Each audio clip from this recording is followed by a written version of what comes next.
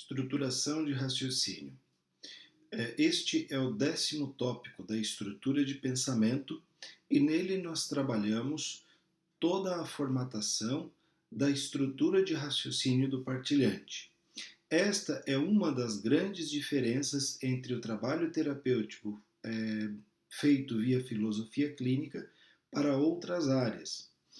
A diferença está diante da característica da filosofia clínica, que é ter uma construção metodológica a partir da filosofia, ela traz a possibilidade de nós entendermos como funciona a estruturação de raciocínio do partilhante e, em muitos casos, interferirmos nessa estruturação de maneira a conduzir a uma estruturação mais adequada e que tenha, de fato, um funcionamento existencial que proporcione uma vida melhor ao partilhante. Vamos começar pela definição. Olha só, definir e diagnosticar o que é um raciocínio bem estruturado e também o contrário da boa estruturação. Aqui a ideia do filósofo clínico basicamente é ir à história do partilhante, identificar os pontos, os trechos, enfim, os contextos onde o partilhante utiliza do raciocínio e entender qual é essa estruturação, se ela é adequada ou se ela é inadequada, dizendo de outra maneira se é uma boa ou uma má estrutura de raciocínio. Um exemplo aqui, primeiro a pessoa elabora os seus verbos mentais, são imagens, dados quaisquer, ou seja, primeiro a pessoa tem algo como um verbo mental. De algum modo, há correspondência entre os verbos mentais e conceitos. Ou seja, o verbo mental ele se torna um conceito a respeito de alguma coisa e o que a pessoa manifesta deles, então, são esses termos. Vamos ver como é que isso segue. Olha só. Para começar com um exemplo bem simples. No momento de crise, quem é que vence? O raciocínio, né? Como o pessoal usualmente diz, a razão ou a emoção? Essa é uma das questões muito pontuadas nos dias de hoje e muitas das pessoas apontariam com grande tranquilidade e facilidade. Em momentos de crise, quem vence é a razão. Outros talvez digam justamente o contrário, digam não, quem vence em momentos de crise é a emoção. No entanto, em filosofia clínica, nós não podemos apontar a priori quem é que vence, sendo tanto razão quanto emoção, uma vez que o peso subjetivo de cada um dos conteúdos só é verificado via historicidade, e para cada pessoa isso é diferente. Para algumas pessoas em momentos de crise, nem razão nem emoção podem prevalecer. Pode prevalecer um termo agendado no intelecto, pode prevalecer visão de mundo, pode prevalecer o que acha de si mesmo, comportamento e função, buscas. Ou seja, existem diversos outros conteúdos que podem prevalecer em tempos de crise. Essa dualidade que é discutida, se é razão ou emoção, é apenas uma impressão que se teve ao longo dos tempos, como se houvessem únicos dois conteúdos que disputam espaço na hora da tomada de decisão. Até aqui, conhecendo a filosofia clínica tal qual foi transmitida, é provável que você já tenha percebido que não é bem assim. A possibilidade de outros conteúdos terem mais peso que razão e emoção é bastante grande. E então, estes conteúdos é que podem direcionar existencialmente a pessoa no momento de crise. Veja bem, como identificar um raciocínio bem estruturado? Eis a questão. Vamos ver alguns critérios que nos levam a entender o que é um raciocínio bem estruturado. Primeiro ponto, capacidade de agendar e de responder apropriadamente a um estímulo. É muito provável que se alguém lhe dê boa tarde, o retorno, a resposta a este estímulo seja um boa tarde, ou bom dia, ou boa noite, conforme a ocasião.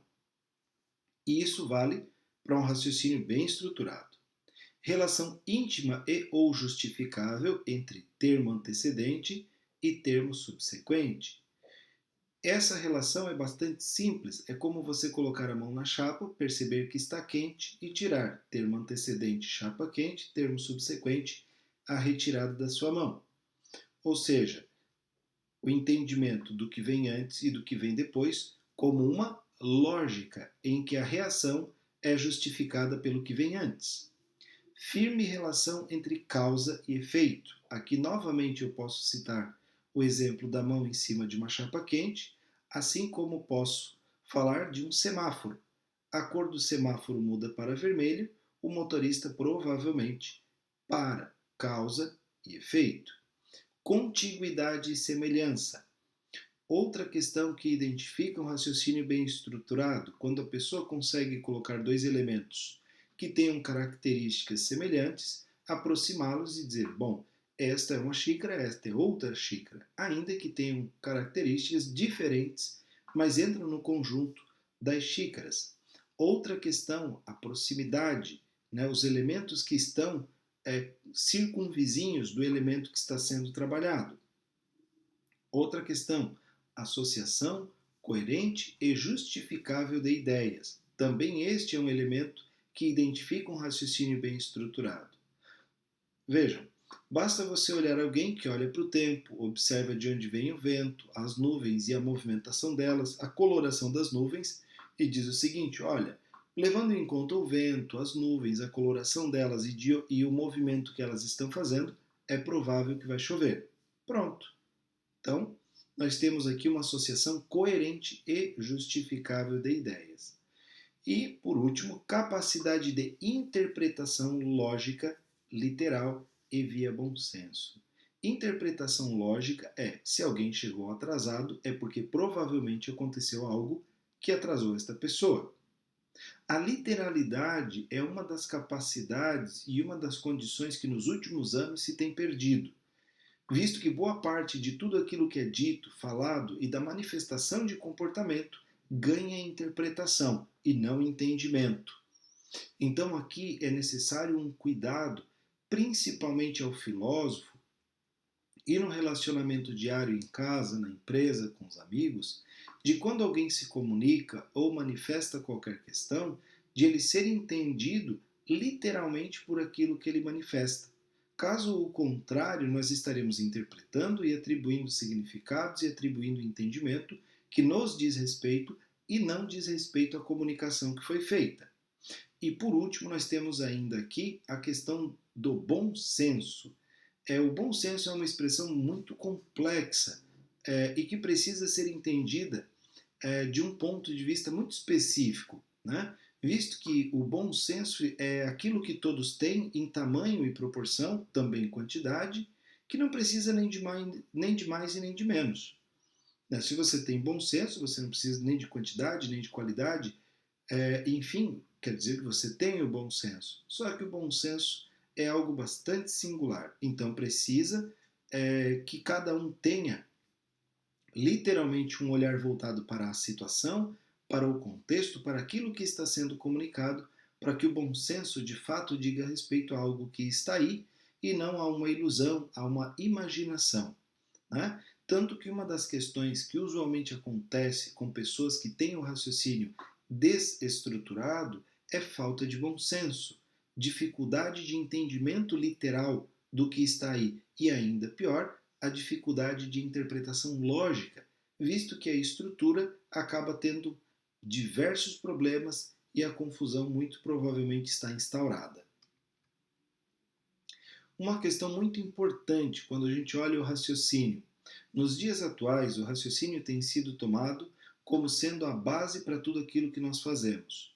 No entanto, não é bem assim que acontece. Usualmente, se tem falsos racionalismos. Ou seja, existe uma falsa lógica que permeia a condução de decisões e encaminhamentos, mas que, de uma forma geral, pela forma, pela estrutura e não pelo conteúdo em si, não se percebe que, de fato, o raciocínio sequer está sendo utilizado. Em alguns casos, ele serve apenas como pano de fundo para a expressão de elementos afetivos, de termos agendados, de prejuízos, enfim, questões que vêm de outras áreas da estrutura do pensamento. Por isso, a análise dos pontos anteriores nos leva ao entendimento do que é um raciocínio bem estruturado e também se o partilhante, diante daquela situação, daqueles contextos, ela está de fato fazendo uso do raciocínio. O raciocínio é uma ferramenta e deve ser entendido como tal. Aqui o professor Lúcio Pachter, criador da filosofia clínica, diz em algumas aulas: o raciocínio é uma ferramenta, serve para fazer contas, serve para a gente entender por que chove, serve para a gente entender por que a água ferve, serve para entender os porquês das coisas. No entanto, todavia, contudo, nem tudo aquilo que é a nossa existência passa pelos porquês. Infelizmente, o cientificismo nos criou uma ideia de que a razão é o único caminho para entender e viver melhor. No entanto, sabidamente o raciocínio tem lá suas limitações, tem questões que acabam implicando na dificuldade de conduzir a vida, inclusive, e então o raciocínio pode, e em alguns casos, sequer deve entrar nas situações. Então é interessante entender quando e onde utilizar o raciocínio como uma ferramenta. Desta maneira, o raciocínio cumpre o seu papel, é assertivo e traz resultados para a vida do partilhante. Caso contrário, o partilhante pode se enredar em raciocínios e achar que tudo aquilo que é a sua vida passa pelo elemento racional, sem que isso, no entanto, seja verdadeiro. Algumas pessoas não conseguem usar o raciocínio em momentos de crise. Fato. Algumas pessoas, no momento de crise, têm dificuldade para utilizar a lógica. Estamos no ano de 2020, mais especificamente no dia 7 de maio de 2020. Neste dia, no Brasil, nós passamos, e no mundo, nós passamos por uma epidemia, né, pandemia já, chamada de novo coronavírus ou Covid-19. Diante dessa pandemia, muitas pessoas estão tendo dificuldade para fazer uso do raciocínio e tomar decisões das mais simples, coisas que até então, há alguns meses atrás, era muito comum, tranquilo e fácil de acontecer. Algumas pessoas, quando sob pressão, quando em momentos de dificuldade, apelam para a afetividade, para a intuição, para a interseção de IPs, para outros conteúdos da estrutura de pensamento e não para o conteúdo lógico, visto que em momentos de crise essas pessoas perdem a possibilidade de uso da lógica. Como é que é isso para você? Como é que é isso para o seu negócio, para a sua empresa, quem é empresário? Como é que é isso para a sua família, para o seu filho, para a sua esposa, ou esposo, ou filha? É interessante perceber e tomar cuidado. Pessoas que têm dificuldades de utilizar a razão em momentos de crise e principalmente se perdem pela falta do uso da razão, podem tomar decisões aleatórias, impulsivas e depois ter dificuldade para retornar ou corrigir os possíveis erros que podem decorrer dessas decisões. Outras pessoas, em momentos de crise, se apegam à razão. Justamente algumas outras pessoas fazem o movimento justo contrário. Ou seja, são pessoas que em momentos de crise abraçam a razão e tomam por ela o caminho para a resolução e para encaminhamento de quaisquer questões que se apresentem. Também este movimento pode ser problemático. Imagina, por exemplo, alguém que está no fim de um relacionamento. O marido ou a esposa resolveu ir embora, terminar um casamento, um noivado, um namoro, enfim. Como é que essa pessoa faz? Ela começa a tentar encontrar respostas, os porquês, os motivos que geraram e que levaram àquela situação. Imagina que algumas pessoas podem inclusive vir a um consultório, à terapia, buscar esse porquê, buscar essa resposta, porque olharam para o relacionamento e não encontraram qualquer que fosse a questão que tivesse logicamente provocado o fim do relacionamento. Imagina um empresário que perde a sua empresa por conta de uma crise, por conta de um momento difícil como este que vivemos. E ele se pergunta, mas por que isso aconteceu comigo? Por que eu passei por isso? E começa a tentar encontrar via lógica explicações que lhe deem um entendimento claro de causa e efeito, onde foi que ele errou, quais foram as questões que poderiam ter sido diferentes, como uma maneira de corrigir ou tentar retomar o passado e fazer algo diferente e melhor e manter o seu negócio saudável. Tanto se apegar demais à razão quanto perder totalmente a razão no momento de crise podem ser problemáticos. Aqui não estou sugerindo que deva ser um meio termo, muito pelo contrário, para cada um é diferente. No entanto, o apego extremo à razão, como a perda praticamente total da razão, podem sim, em momentos de crise, ser problemáticos. Como é que nós vamos descobrir isso? Filosófico-clinicamente falando, da maneira mais simples que existe, olhando para a história de vida do partilhante. Então, nós podemos ir à história de vida do partilhante, olhar os momentos de crise e, nestes momentos de crise, como é que foi o papel da razão. Se foi um papel de determinância, se foi um papel praticamente irrelevante, e tanto em um ou em outro caso, perceber qual foi a resultante do encaminhamento com e do encaminhamento sem o uso da racionalidade. O uso, então, da razão precisa ser contextualizado dentro da vida do partilhante e entendido se é realmente saudável, se não é saudável, se para o partilhante faz sentido o uso da razão naquele momento em que ele utilizou e da forma que ele utilizou. Quando este tópico for determinante, tomar cuidado ao indicar o uso do mesmo. Aqui nós temos uma questão muito importante. É muito comum algumas pessoas terem a base da construção de toda a sua estrutura de pensamento, até mesmo a determinância dela, em cima do uso da racionalidade. Quando essas pessoas vierem para o consultório com demandas e questões do raciocínio, em alguns casos é preciso ter cuidado, visto que encaminhar uma pessoa em direção ao raciocínio, em direção à logicidade, de uma pessoa que já tem como característica a determinância lógica, pode, entre outras coisas, levá-la em direção às ideias complexas, e neste caso, um caminho razoavelmente sem volta. Então, é interessante trabalhar e perceber, a partir da história de vida da pessoa, tendo em vista que nem tudo é razão, nem tudo passa pelo elemento lógico. Algumas coisas passam pelas emoções, pelos termos agendados, interseção de peso, epistemologia, papel existencial e por aí vai. O que vale é entender, a partir da história de vida do sujeito, como e quando nós podemos recomendar o encaminhamento racional das situações pelas quais ele passa. Caso não haja uma análise criteriosa e cuidadosa, nós podemos acabar encaminhando alguém para o raciocínio e deste raciocínio para ideias complexas ou para conjecturas e para amarras que se tornam cada vez mais apertadas, cada vez mais difíceis de se soltar. E a pessoa pode construir armadilhas, pode construir verdadeiros cubos, onde ela se prenda dentro de elementos lógicos. Né? São aí paradoxos nos quais a pessoa pode se meter e ter grande dificuldade para sair. Ok? Trabalhando junto com a pessoa o raciocínio. Aqui nós contextualizamos a ideia de quando é necessário trabalhar com alguém a partir da razão. Veja só.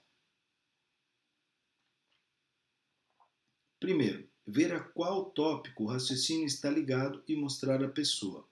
Aqui é preciso levar em conta que, em alguns casos, o trabalho do filósofo clínico, não só utilizando as ferramentas da filosofia clínica, como até aqui vistas, os submodos, mas, em alguns casos, o trabalho do filósofo clínico ele é pedagógico. Como em alguns momentos o filósofo clínico precisa mostrar à pessoa, a ela mesma, como ela funciona, qual é o seu jeito de ser, como é que ela encaminha as coisas. E aí, então, ele vê este tópico ao qual o raciocínio está ligado, mostra para a pessoa. Algumas vezes podemos mudar o raciocínio, ou seja, a partir do momento em que eu mostro para a pessoa, a partir do momento em que eu mostro qual é o caminho que o raciocínio dela percorre, nós podemos trabalhar para mudar este caminho. Imagina, por exemplo, que uma pessoa normalmente faz o seu raciocínio tendo por base o tópico 1, como o mundo parece. A lógica dela é a lógica do mercado, é a lógica de massa, é a lógica daquilo que é comum a todas as pessoas, ou seja, ao elemento macro. No entanto, agora eu vou atrelar a lógica, o raciocínio, a comportamento e função, ou seja, eu preciso, a partir de agora, ensiná-la a raciocinar a partir dos resultados que ela quer, o que ela precisa fazer? Comportamento e função. Ou seja, a lógica é quais comportamentos eu tenho para os resultados que eu quero. Eu posso desvinculá-la de um raciocínio de massa e passá-la a um raciocínio para resultados. Pedir por mudança não é condição para que isso aconteça. O que eu estou dizendo de mudar o caminho de um raciocínio, mudar a estrutura lógica, para algumas pessoas é possível, para outras tantas, não. É importante entender em filosofia clínica que cada mudança, cada movimento feito na estrutura de pensamento da pessoa tem consequência em outros tópicos, em outras áreas da estrutura. E ao fazer uma mudança sem levar em conta os outros contextos tópicos, eu posso e em muitos casos causarei problema à pessoa. Por mudar a estrutura lógica e invalidar outros elementos que estavam atrelados, por mudar a estrutura lógica e flexibilizar demais a estrutura de raciocínio, por mudar a estrutura lógica e atrelar com tópicos que são aleatórios e por aí vai.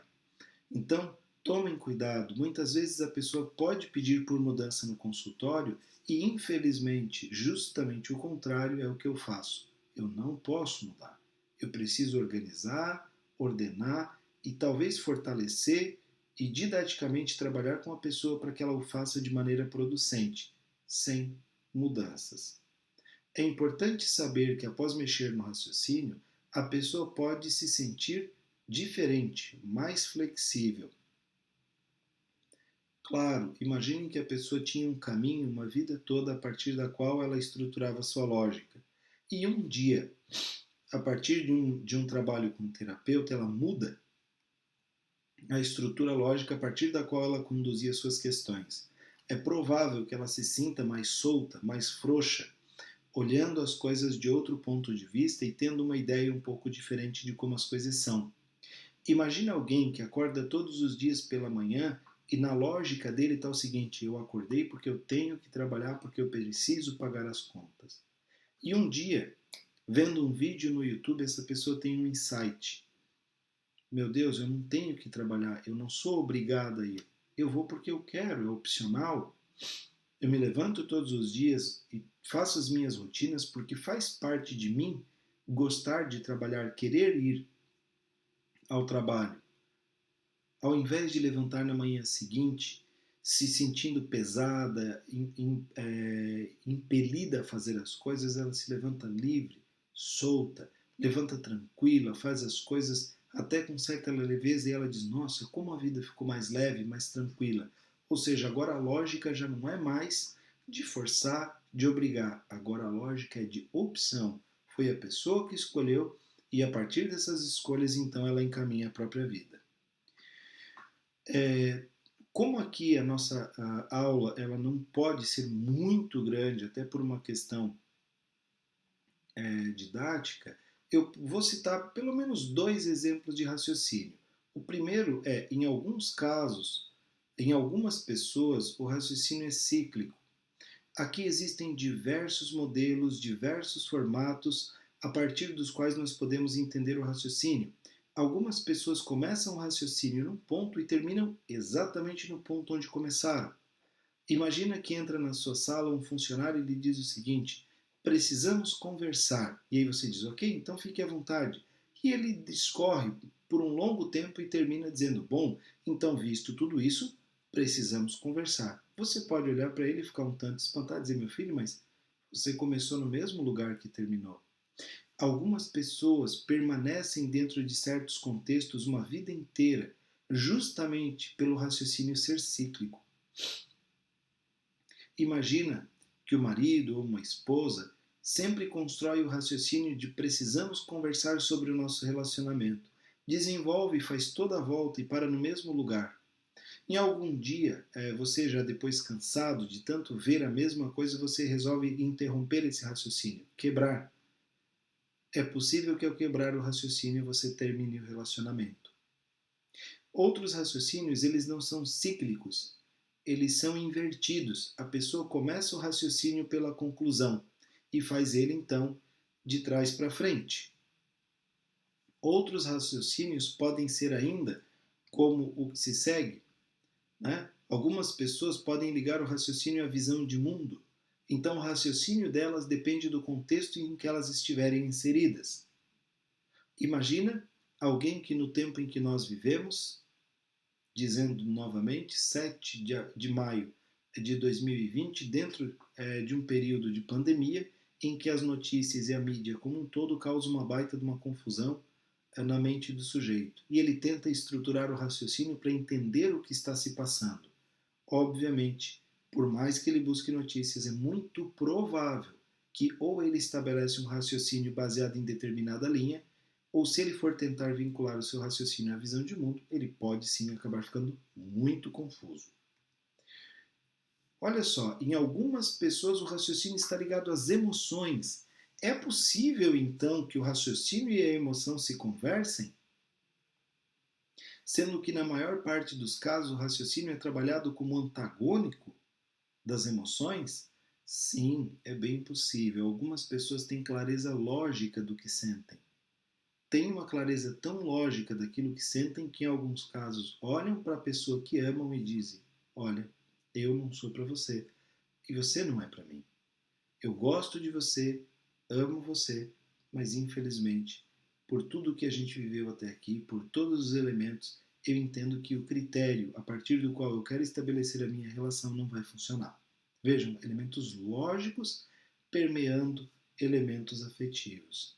E não é uma questão de quem pesa mais, é uma questão de raciocínio estruturado com base no elemento afetivo. Em algumas pessoas, o raciocínio é aleatório. Notem aqui um outro modelo interessante. Imagine uma pessoa com quem você convive que cada vez que ela começa a desenvolver um raciocínio, ela acaba de um jeito diferente. O raciocínio é praticamente uma loteria, porque cada vez que ela começa um raciocínio, ela vai terminar em um local diferente. E algumas pessoas são assim. Não se dão conta ao longo da vida e quem está ao redor muitas vezes diz: meu Deus do céu, mas essa pessoa é de lua? Até ontem ela dizia uma coisa e hoje diz outra. Não é uma questão de falsidade, não é uma questão de mentira, ao menos não nessa situação. Nessa situação é característica de pessoas que têm um raciocínio aleatório. A combinação dos elementos que conduz ao fechamento em cada uma das vezes é diferente, então obviamente a resultante pode ser bastante diferente da primeira, e assim por diante. Apenas para ilustrar, aqui nós temos os tipos mais comuns de raciocínio. Vejam, o primeiro tipo comum de raciocínio é o raciocínio dedutivo. O raciocínio dedutivo conclui um particular de um geral. O geral é sempre uma hipótese quando se diz que todo homem é mortal. Sócrates é homem, logo Sócrates é mortal. Está se dizendo, se todo homem é mortal, se Sócrates é homem, logo Sócrates é mortal.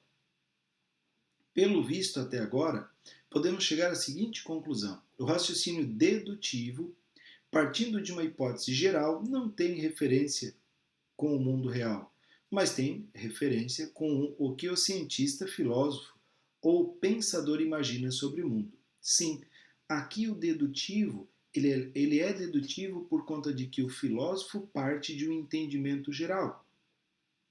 Ou seja, eu parto da ideia de que todo filósofo é um sujeito competente. Então, se eu sou filósofo, eu sou competente.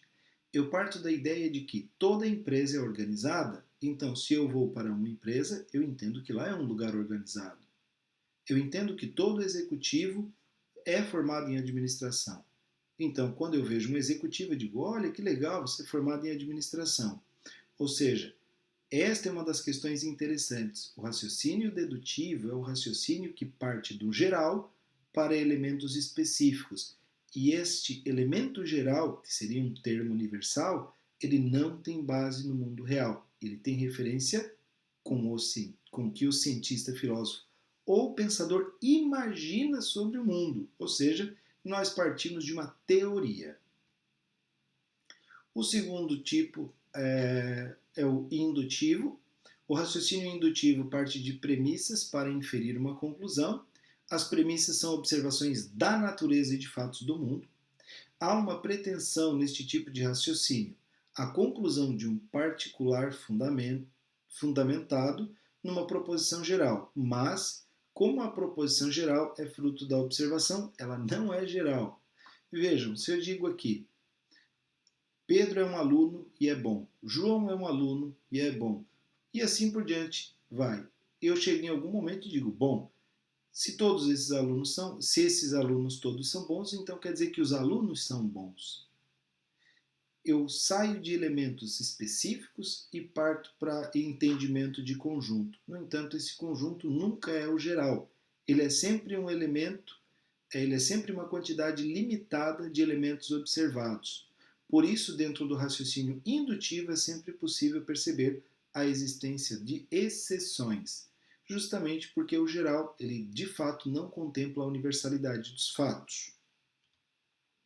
O outro tipo de raciocínio é por analogia. A analogia é o raciocínio que se desenvolve a partir da semelhança entre casos particulares. Através dele não se chega a uma conclusão geral, mas só a uma proposição particular. Além disso, assemelha-se à indução, mas considera somente um caso particular como ponto de partida. Por analogia, é dizer que se um filósofo é bom em lógica, é muito provável, então, que pessoas que tenham conhecimento filosófico sejam bons em lógica. Pronto. A analogia, dizendo de uma forma um tanto simplista, é praticamente trabalhar por comparações. Ok? Então, esses são tipos de raciocínio que são utilizados mais comumente. Para finalizar, eu trago aqui um trecho do filme Eram os Deuses Astronautas. É um filme muito interessante, na verdade um documentário, e que ele traz elementos que procuram, através da lógica, e claro, aqui também trazendo fatos e dados encontrados ao redor do mundo, a construção de uma logicidade que justifique o entendimento de que Deus, ou pelo menos a ideia de Deus, ela provém da visita de extraterrestres. Ou seja, os deuses nada mais eram do que astronautas provenientes de outros planetas. O filme é muito interessante, a ideia é muito interessante e principalmente a maneira como eles organizam toda a estrutura para ter uma validação lógica final. Seguindo aqui então para o fim da aula, aproveitem o filme e até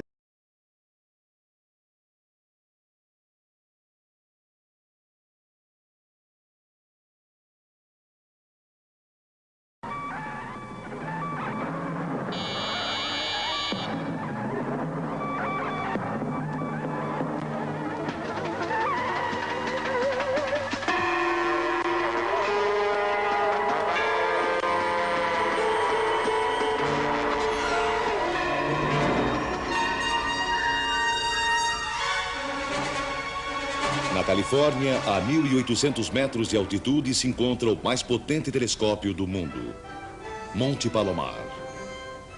Um enorme espelho parabólico permite aumentar uma estrela até 100 vezes seu tamanho. Para seu transporte, foi preciso construir uma estrada de 75 quilômetros.